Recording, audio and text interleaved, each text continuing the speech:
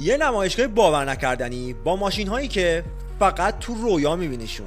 ارزش کل این نمایشگاه 141 میلیون دلاره. اگر عاشق ماشین لوکسی پس با من همراه باش.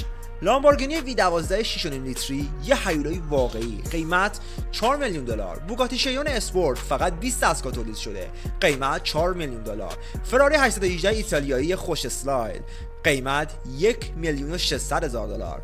پاگانی زوندا اولین مدل تولید از این برند، قیمت 4 میلیون و 200 هزار دلار. مکلارن اسپید تیل سریع ترین مکلارن تاریخ، قیمت 3 میلیون و 600 هزار دلار.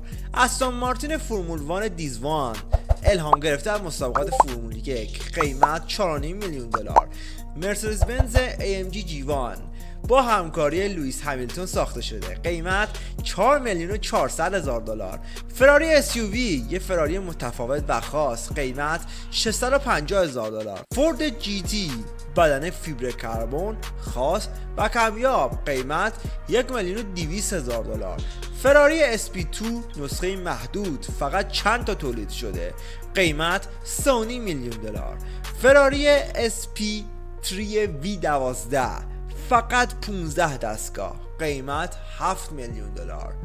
و گرانترین ماشین این نمایشگاه، قیمت 7 میلیون و 800 دلار، لافراری آپرتاس.